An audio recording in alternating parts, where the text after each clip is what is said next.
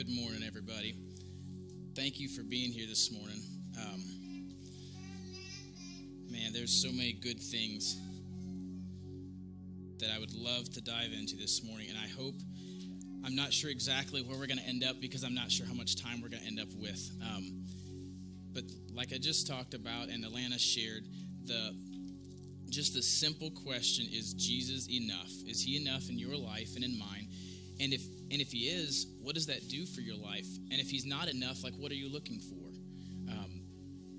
Man, those questions have hit home with me so well lately.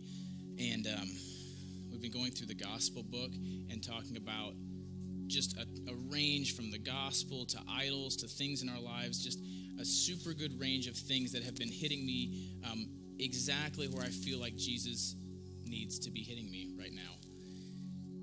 And so this morning, that's the title of this morning, is Jesus enough? Is Jesus enough? And we're going to dive into a few scenarios and stories in the Bible and try and pull some things out that I hope connects with you guys. Because this concept, we talked recently about the gospel and how core the gospel is, because it's the core. It is the core. And connecting the gospel and then saying, is Jesus enough? Because he's the core of the core. He is the core of the core. Is Jesus enough? Because if he's not, things get out of line really quick. And I plug other things in there. Anyway, I'm getting ahead of myself. I want to jump into, with what Alana playing the song Jireh and the story of Abraham. I want to read that story this morning. That story, in terms of faith and trust, is Jesus enough? And just kind of saying, hey, whatever you have for me, Jesus, I'm okay with that. I don't know if there's many more fitting stories than that story, especially with the song Alana played. So turn in your Bibles to Genesis 22, and we're going to start there. It's a little different than where I had thought we would start, but I just feel like we need to read this story this morning. The song Jireh was just perfect. Perfect. So let's dive into Genesis 22. I just want to kind of start with this story of Abraham. So Genesis 22, starting there at the first of the chapter. After these things, God tested Abraham and said to him, Abraham, and he said, here I am. He said, take your son, your only son Isaac, whom you love, and go to the land of Moriah and offer him there as a burnt offering on one of the mountains of which I shall tell you. So Abraham rose early in the morning. Like, look at the transition there from verse 2 to 3. He says, hey, go and sacrifice your son. And the next verse says, Abraham rose up early and like, okay, here I go. There is I assume, a tremendous amount of difficulty in between verse 2 and 3. When Abraham gets this news, Abraham had tremendous faith. But as a father or as a parent, you guys sitting in the crowd, what does that do to you if you guys hear verse 2? Is your response to rise up early in the morning and say, here I go? And there may be context in there that we're missing and pieces of the story and struggle. But that to me struck me like it just goes from saying, hey, offer your child, rises up early and rolls out. That is intense. So let's keep rolling. So Abraham rose early in the morning, saddled his donkey, and took 2 of his young men with him and his son Isaac. And he cut the wood for the burnt offering and arose and went to the place of which God had told him. On the 3rd day, Abraham lifted up his eyes and saw the place from afar. Then Abraham said to his young men, stay here with the donkey. I and the boy will go over there and worship and come again to you. When was the last time you guys traveled 3 days to worship God? Like, I'm pretty thankful that that's not part of our system and what Jesus has orchestrated, the way that we live in the way of grace, that's not a part of it, because that is another huge step. He rises up early and he travels for 3 days. Like, there was a ton of time in those 3 days to kind of say, you know what, I'm not sure that I heard correctly. Like, does he really want me to do this? Like, 3 days is a long time to sit on the decision of offering up your child. And he keeps rolling out. So here we are in verse 6. And Abraham took the wood of the burnt offering and laid it on Isaac his son. And he took in his hand the fire and the knife. So they went both of them together. And Isaac said to his father Abraham, my father. And he said, here I am, my son. He said, behold the fire and the wood, but where is the lamb for a burnt offering? Like, Isaac's starting to say, hang on, this is different. This is not what we've done before. Like, probably had seen these types of offerings before and saying, but hang on, like, this is usually there's someone else. Usually, like, there's someone that I'm leading. There's something that I'm bringing with me. That's not with me this time. What's going on? answering that question as a father, that is difficult. Abraham says, God will provide for himself the lamb for a burnt offering, my son. So they went, both of them together. When they came to the place of which God had told him, Abraham built the altar there and laid the wood in order and bound Isaac his son and laid him on top of the altar, on top of the wood. Then Abraham reached out his hand and took the knife to slaughter his son. So he's come to the point of no return. He is about to cross the line. Up to this point, it's been all faith. It's been all faith saying, God, you are enough. I believe you. I trust you. I'm going to get up early. I'm going to take my son. I'm going to travel 3 days. I'm going to carry this wood. I'm going to carry everything up to this place. I'm going to put it on top of my son. I'm going to make it perfect. I'm going to get my knife. And up to that point, everything was faith-based. And he was ready to cross the line and say, like, I have to do what God has commanded me to do. And he's ready. And like just as he's about to just cross the line into action, the angel of the Lord called to him from heaven and said, Abraham, Abraham. And he said, here I am. He said, do not lay your hand on the boy or do anything to him, for now I know that you fear God, seeing you have not withheld your son, your only son, from me. And Abraham lifted up his eyes and looked, and behold, behind him was a ram caught in a thicket by his horns. And Abraham went and took the ram and offered it up as a burnt offering instead of his son. So Abraham called the name of that place, the Lord will provide, Jehovah Jireh. As it is said to this day, on the mount of the Lord it shall be provided. That transition of faith, just ready to go right into action, into something that had to be extremely difficult, and then turning around and saying, man, the Lord provides. The Lord always provides. Like that is an extreme story, an extreme circumstance. To be able to say, man, the Lord provides. And I've never been in a position where I felt the need or the calling to give up one of my children. And so for me to say the Lord provides in my, I live in a much more comfortable setting than what Abraham was walking through here. So for me to say the Lord provides is usually a whole lot easier than me saying, boy, I have to give up my child, but the Lord provides. That is a super difficult statement. And it kind of puts me in a state where I'm like, what do I need that Jesus hasn't already provided? Like, what is a need? Not a want, but a need that I have that I say, Jesus has not provided this for me. Like, I just come up blank really, really quick. So we're going to dive into talking about, is Jesus enough? And as soon as we start talking about, like we've been with identity and aligning yourself with who Jesus says you are, we start talking about culture and values really, really quick. So culture and values, saying, hey, what is, like when you wake up in the morning and you walk to work or you drive to work, like, is Jesus enough for the setting that you're in? Is Jesus going to carry you through today? When you're looking at a tough financial decision, or you have a really tough marriage, or you have a really difficult child, like, is Jesus enough to carry you through that?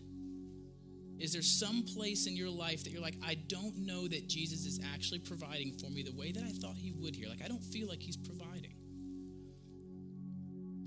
So we're going to read another story and then pull about 4 points out of that story. So flip with me to John 4, and we're going to dive into the woman at the well. For those of you guys that have watched The Chosen, at the end of season 1, the last episode, it ends with Jesus heading back into town, heading into Samaria, and he sends the disciples to go grab some food, and Jesus kind of takes off on his own. And he meets this woman at the well, which was no coincidence, and such a beautiful encounter. And so I want to read that story, and then we're going to pull some points out that Jesus displays and the characteristics that Jesus brings and gives to the woman at the well. So John 4, starting in verse 5, and we're going to go to 26. So John 4, verse 5. So he came to a town of Samaria called Sychar, near the field that Jacob had given to his son Joseph. Jacob's well was there. So Jesus, weary as he was from his journey, was sitting beside the well, and it was about the 6th hour. A woman from Samaria came to draw water. Jesus said to her, give me a drink, for his disciples had gone away into the city to buy food. The Samaritan woman said to him, how is it that you, a Jew, ask for a drink from me, a woman of Samaria? So in their culture, Jews and Samaritans, they don't hang out. Like, they don't go to barbecues together. Jews and Samaritans are not friends. And so for a Jewish man to ask a Samaritan woman, say, hey, would you get me something, is kind of a culture shock in itself, saying, how are you a Jew asking me to do this? Like, we don't even do that kind of thing. It kind of, for the woman, it's just like, that doesn't even make sense that you would ask me to do this. Jesus answered her, if you knew the gift of God and who it is that it is saying to you, give me a drink, you would have asked him, and he would have given you living water. The woman said to him, sir, you have nothing to draw with, and the well is deep. Where do you get that living water? Are you greater than our father Jacob? He gave us the well and drank from it himself, as did his sons and his livestock. Jesus said to her, everyone who drinks of this water will be thirsty again, but whoever drinks of the water that I will give them will never be thirsty again. The water that I will give him will become in him a spring of water welling up to eternal life. The woman said to him, sir, give me this water so that I will not be thirsty or have to come here to draw water. Jesus said to her, go, call your husband and come here. The woman answered him, I have no husband. Jesus said to her, you're right in saying, I have no husband, for you have had 5 husbands, and the one you have now is not your husband. What you have said is true. The woman said to him, sir, I perceive that you are a prophet. Our fathers worshipped on this mountain, but you say that in Jerusalem is the place where people ought to worship. Jesus said to her, woman, believe me, the hour is coming when neither on this mountain nor in Jerusalem will you worship the Father. You worship what you do not know. We worship what we know, that salvation is from the Jews. For the hour is coming, and is now here, when the true worshipers will worship the Father in spirit and truth, for the Father is seeking such people to worship him. God is spirit, and those who worship him must worship in spirit and truth. The woman said to him, I know that the Messiah is coming, he who is called Christ. When he comes, he will tell us all things. Jesus said to her, I who speak to you am he. Jesus had such a knack of answering people's questions without just diving right into their faces. He would ask questions and reference previous things and bring them to a place of understanding without just pointing out their sin and pointing out the shame that this woman was living in. So, for you guys, I don't know what your lives feel like. Like, some people, just from the outside looking in, feel like they just have pretty good lives. And it's super easy to look around and see what people post on Facebook and on Instagram and whatever the latest social media is that I don't have. Like, it is so easy to look at them and say, man, they just have it together. Like, everything that Sam does just works. Like, Sam has a sweet job. He gets to fly in helicopters. He has a sick shop he just built for his house. He has a nice truck. Like, Sam's life just works. Like, what's wrong with mine? I think it does. But, like, that's how it feels when Sam's not the only example. I look around at you guys, I'm like, oh, like, everyone's life just works. And I go home and I lay in my bed and I'm like, but why doesn't mine? Like, why don't I have a nice truck? I don't have a shop. I don't have a job. I don't get to go in helicopters. And you just, like, it's so easy to compare yourself. Sorry, Justin, I love my job, but like, it's so easy to compare yourself with the other people's top level of performance, and you kind of see the waves that they're riding on. You say, that must be how their life is, and I'm living from down here. And you find yourself in a position where you feel like you don't have enough talent for the job you're in. Like, you just can't perform the way your coworkers do or the way your boss does. Like, you don't have quite what it takes to jump out on your own and start your own business. Like, I just don't have what it takes. Like, I don't have what it takes to start a business that provides for me and my family. Like, you find yourself without friends. Like, man, when I look around, like, Darius goes golfing, and he just, like, has these friends that he meets at the golf course, and he talks about these people. He just, like, invite him over for dinner. I'm like, that doesn't happen for me. Is there something wrong with? And you find yourself coming up short in life. Like, what you have isn't enough. No matter what you have, it's so easy to look at the person next to you and say, but Brandon has something that I don't have, and so now I'm not enough. And then you get in, this is a little sidebar here, but Steve has talked about the nature of expectation and saying, when I set the bar below zero, when I say, man, if I had what Brandon had, then I wouldn't be blessed. I'd just be back to zero. I'd be back to what I deserve. I would say, okay, Carlin has offended me, and so I'm going to bring you down a little bit. Now, when you apologize, what you'll actually do is bring me back to zero. I'll say, okay, now I'm even. I don't have the opportunity then to say, wow, like I had forgiven you, like I had kind of given that over. Thanks for saying something. Like thank you for like providing a blessing back to me and saying something. That was just extra, not where I was going. So as I thought about these, and I listened to a really good sermon where I'm getting some of these from, so just so I can be honest with where a lot of this or some of this content is coming. Our need does not define how sufficient Jesus is. Like, Jesus is not just good enough to fulfill my need. So as needy as I am, or a lack of needs, if I feel like I'm good, that doesn't change the level of sufficiency that Jesus can provide. So the first point that Jesus brings out to this woman, point number one, is Jesus is enough for our shame and regrets. He's enough. So when he meets this woman at the well, we talked about the Jews and Samaritans not associating. This woman was drawing water at noon. Nobody draws water at noon in that culture. It's hot. There's no reason, there should be no reason to have to draw water at noon.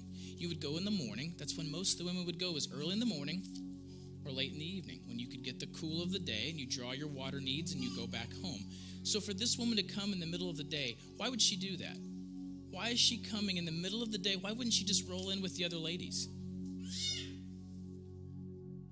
There had to be a reason why she's rolling in at noon. And Scripture doesn't give us an exact context, but I believe from the reason that she was there at noon, what we can extrapolate from that, and she had previous failed marriages. In her culture, being a Samaritan woman with 5 failed marriages, currently living with another man that was not her husband, and she rolls in at noon when nobody else is there. She's the only person at the well. Everyone else is saying, I'm not going to the well at noon. It's hot. There has got to be a level of shame that's been put on this woman and that she's lived with that says, I don't want to be with the other women.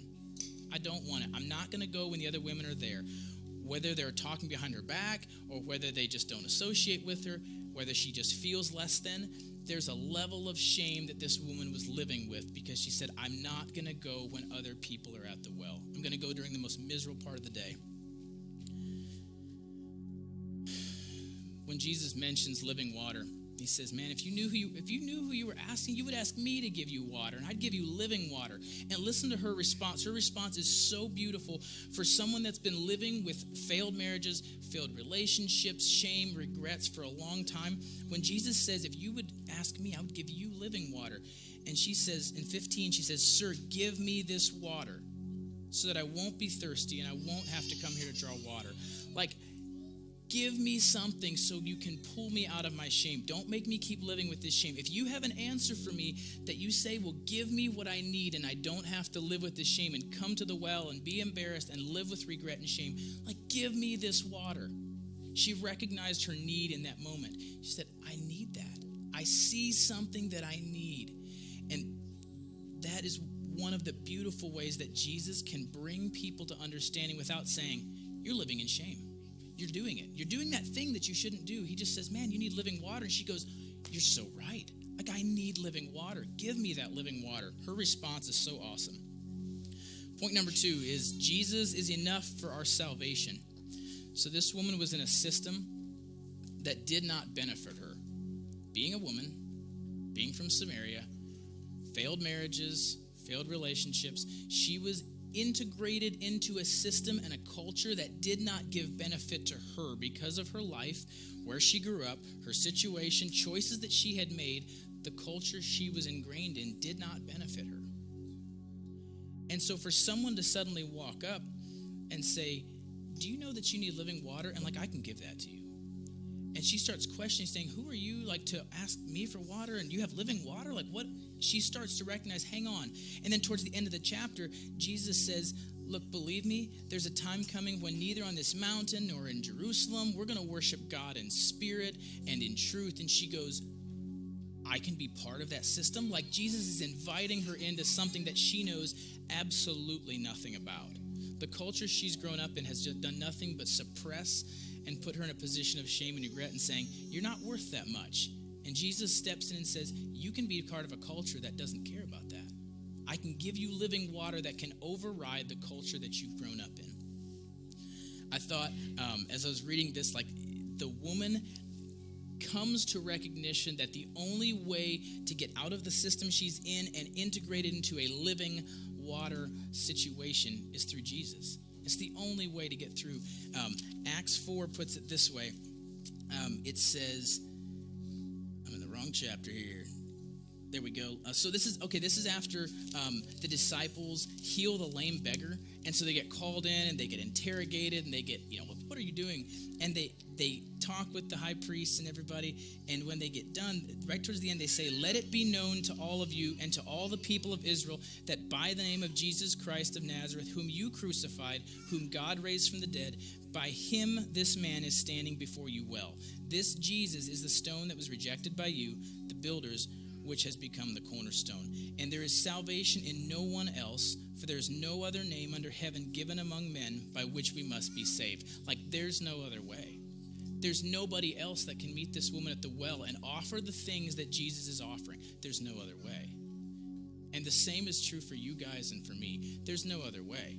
There's not enough fame or money or relationship or success in whatever aspect of life that you can put in place of Jesus.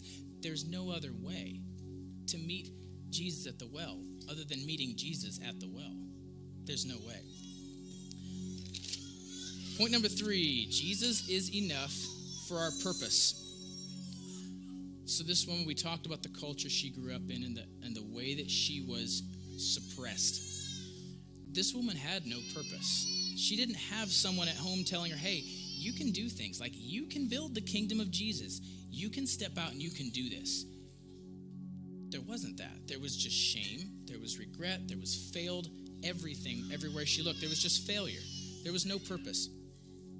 So Jesus, as he starts interacting with her at the well, he brings her in. He starts communicating with grace to her. He brings her in through grace. And by the end of the chapter, after Jesus walks her through this and offers her living water and tells her that he knows her intricately, what does she do? We actually didn't read it today, but after that piece of scripture that we read, after Jesus has this interaction with the woman at the well, what's her response? What does she do?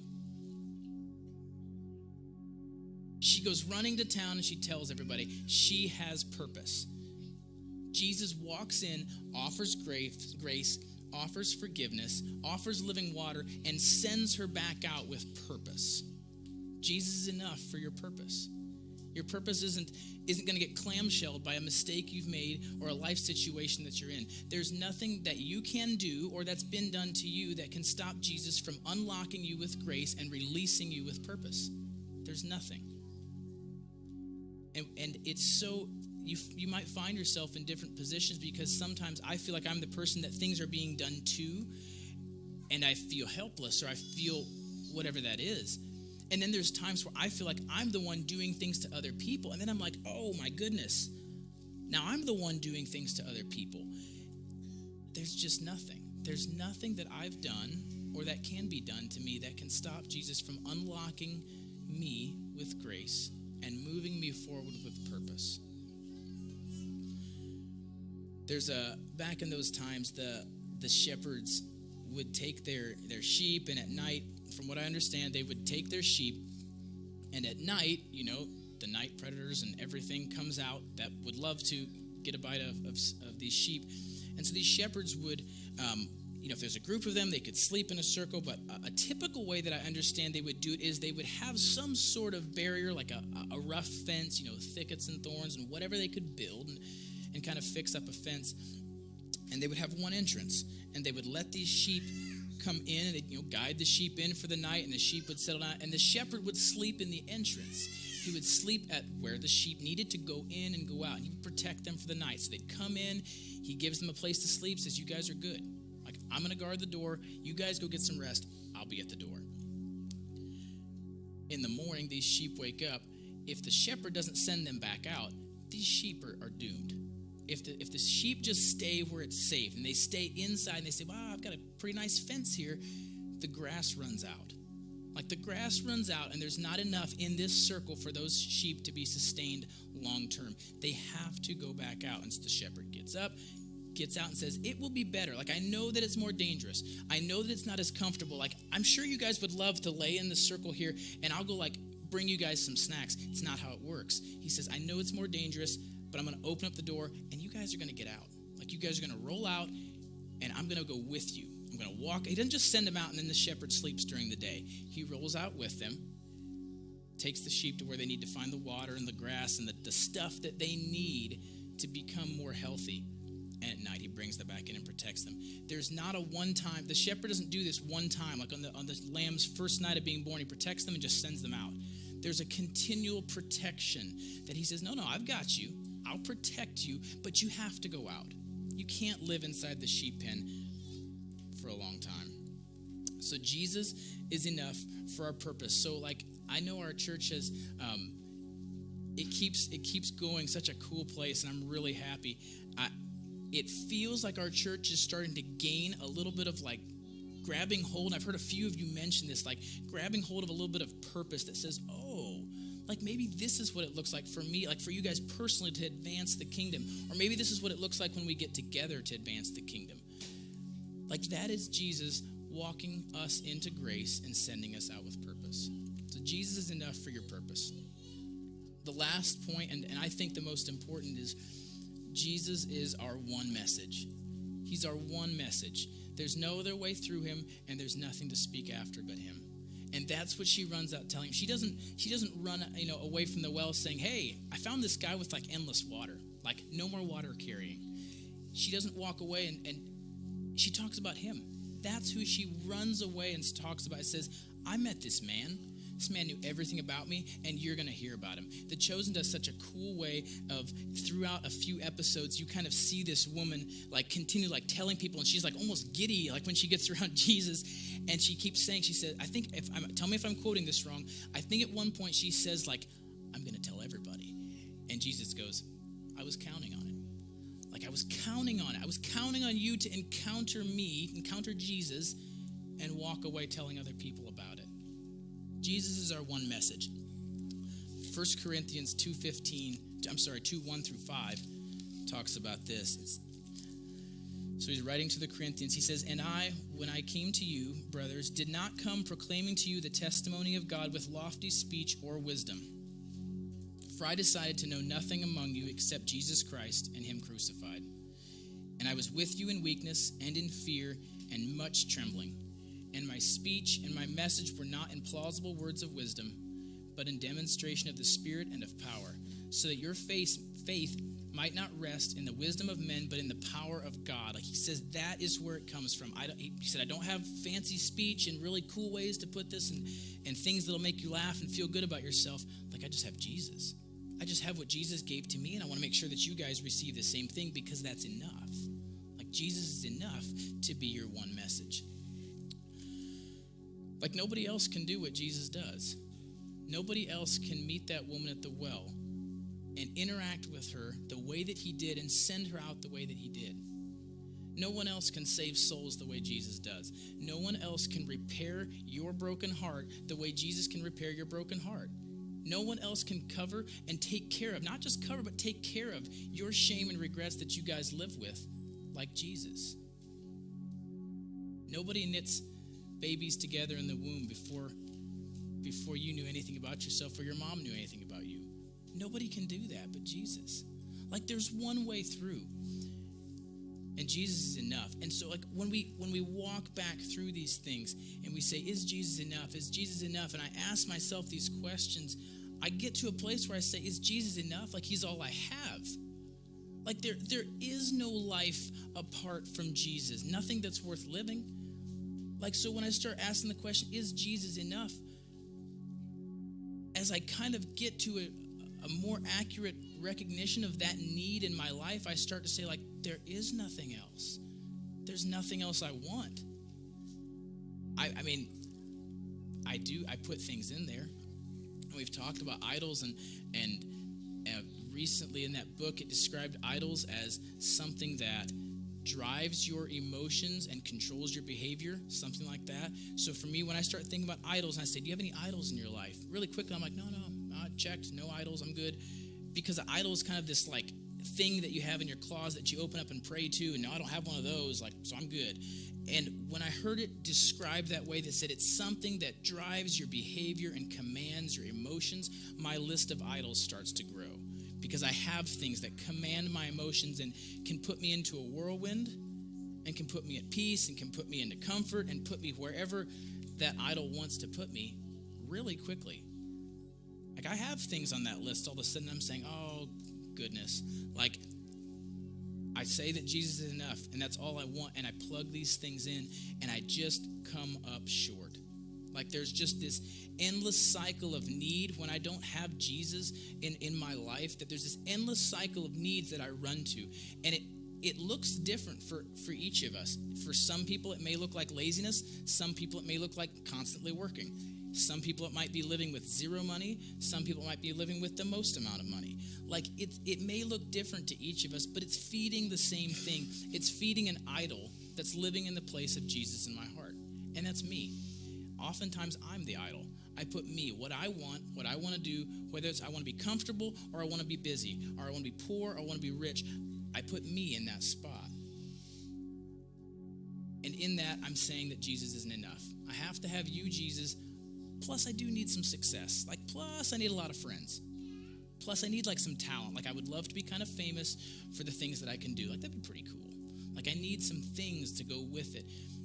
And for me, that has become so realistic, even in hanging out with you guys, as I start to recognize the needs that I put on you guys to fill me up, to say, man, it would be really cool if you guys would kind of think a lot of me, like, boy, that Ryan. Like, and I start to recognize, and I'm like, I can't go there. I can't go there. I need to put less expectation on you guys and fill that with Jesus and saying, you know what? Like the song that Alana played, like, you are enough. You are enough. You are enough. Thankfully, that song repeats itself often enough that you should get it by now. Like, you are enough. That song has played so many times on my phone and in the office and wherever lately. And that phrase, like, you know, like I had this happen last night as I was studying, and I started looking at the word enough, and it was like happening everywhere. And you know, like when you look at a word often enough that it starts to look like it's spelled wrong, and like you're like, okay, is that actually how you spell enough? That happened to me with the word enough. I was like, I've been seeing that word so much. And I just kind of stared at it. I was like, I don't think that's how you're supposed to spell it, actually. And yet, like, the truth of Jesus being enough just keeps coming back in waves of saying, like, how do I continue to give myself over to Jesus and say, like, I know that you're enough. Like, in every season, in every circumstance, in every way, shape, and form, that I'm able to submit and give myself over to Jesus, to know that I'll be taken care of. Like, what does that feel like to have a relationship with someone that treats you that way? Like, that is really near impossible to feel that way on this earth with you guys, and even with my wife and I. It's just how it works. I set expectations on her, and then I'm disappointed, and she sets expectations on me, and then she's disappointed. And there's this constant, like, oh, shoot, juggling of, I put too much on you, not enough on Jesus, let me recategorize. And there can almost be this, like, anxiety that comes with it sometimes. I'm like, can I even get this right? And that defeats the purpose of me saying, you know what, it doesn't matter.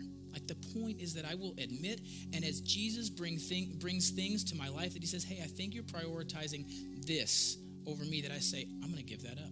Like, as Jesus brings things, I will trust the Holy Spirit's conviction to move the things in my heart that will make me say, Jesus, you're enough. And until you convict me, Jesus, I'm going to walk as close to what I know that it feels like to walk with you. And when I don't feel that, I'll say, Jesus, like, help me. I feel like I'm getting off here. Don't give in to the anxiety that can come with getting it perfect.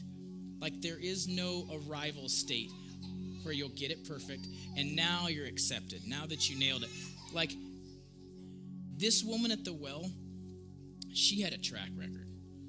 Like, if anyone was living in shame and regret and denial of what Jesus wanted her to be, and in denial of what the culture wanted to be, and living in sin, it was this woman.